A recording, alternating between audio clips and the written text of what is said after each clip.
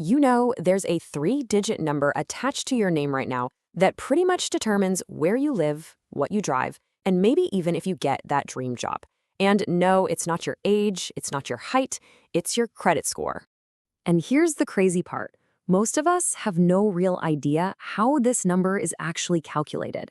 And that lack of knowledge, it could be costing you thousands, even tens of thousands, more than your neighbor for the exact same house or car. For instance, stop what you're doing if you believe that checking your own score lowers it. That is completely 100% false. And today, we're going to bust a whole lot more myths just like that one. Okay, let's get into it. Your secret financial number. Forget everything you think you know.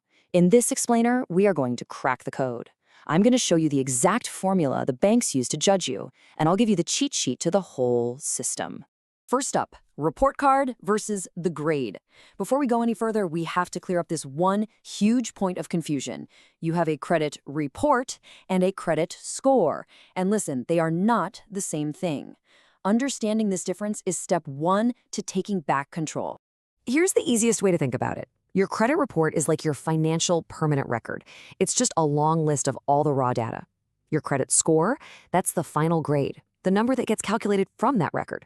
So the report is the data, the score is the analysis. So who keeps this permanent record on you? It's these guys, the big three: Equifax, Experian, and TransUnion. Think of them like the librarians of your financial life. They don't actually approve or deny you for loans, they just collect and store all the information. That data then gets plugged into a formula to generate your score, which usually goes from 300 up to 850. Now, lenders see anything under 580 as kind of the danger zone, but if you can get yourself over 670, you're in the game. And yeah, there are a few different scoring models out there, but we're going to focus on the FICO score because that's the one over 90% of top lenders really care about. So what is the secret sauce? What actually makes that number tick up or down? This, my friends, is the holy grail. The FICO formula decides your financial fate, and you know what? It's not nearly as mysterious as they want you to think. So here it is. This is the whole shebang, the FICO formula. It's broken down into 5 parts, but just look at this. 2 of them, just 2, make up a whopping 65% of your total score. So let's break those down first, because they're the most important. All right, first up, the biggest piece of the pie at 35%, payment history. This is without a doubt the single most important factor. It answers one simple question: do you pay your bills on time? Seriously, nothing else matters if you get this part wrong. And if you want to know what the stakes are, look at this. If you miss just one payment by 30 days, that little mistake can haunt your report for 7 full years. That's longer than most celebrity marriages. It's a big deal. Okay, next up at 30% is something called amounts owed. But what it really is your credit utilization. Now, this is where a lot of really smart people get tripped up. It's not just about how much debt you have. It's about how much debt you're using compared to your total credit limit. The golden rule here is the 30% rule.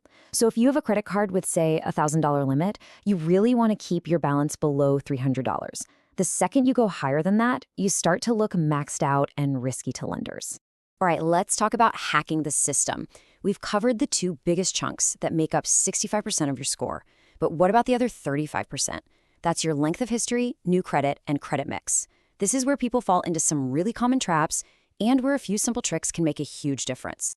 So here's a classic one. You finally pay off that old credit card you opened back in college. You feel so good about it. You call up the bank to close the account. Feels like the responsible thing to do, right? So should you do it? No, stop. This is a massive mistake. When you close that old account, you're actually shortening the average age of your credit history, which can seriously hurt your score. If that old card doesn't have an annual fee, just put it in a drawer. Let it age like a fine wine.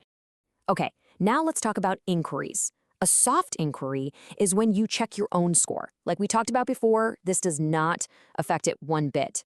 A hard inquiry is when a lender checks your score because you're applying for a new loan. These can lower your score by a few points. But check this out. Here's the hack. If you're shopping around for a big loan, like a mortgage or a car loan, the FICO system gives you this secret window. It's usually between 14 and 45 days.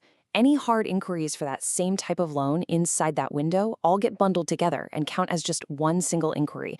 That way your score doesn't get totally hammered while you shop for the best rate. Pretty cool, huh? Now, the best news in all of this is that you are in the driver's seat. A bad score is not a life sentence. It's not permanent. Whether you're starting from zero or rebuilding after a few bumps in the road, you can absolutely take charge of this. So, what if you have no credit history at all? You're what they call credit invisible. Well, the two fastest ways to get on the map are one, get a secured credit card. That's where you put down a small deposit that then becomes your credit limit. Or two, ask someone with great credit if they'll add you as an authorized user on one of their accounts.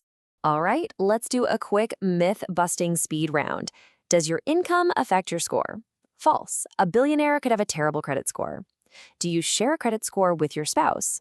Also false. There's no such thing as a joint credit score. You each have your very own. So please, remember this. Your credit score is not a tattoo. It's not permanent. It's a living, breathing document that changes every single month. Negative stuff eventually falls off, and the impact of a past mistake fades over time. But you have to pay attention to it, because guess what? Errors happen all the time. So the single most important first step you can take right now is to pull your credit report and just check it for mistakes. See a loan on there you didn't take out? You need to dispute it immediately. And here's the thing, you are legally entitled to a free copy of your report from all 3 bureaus every single week. The only official place to get it is annualcreditreport.com. Don't let a 3-digit number you don't understand control your life anymore. Go check your report, dispute the errors, and start taking control today.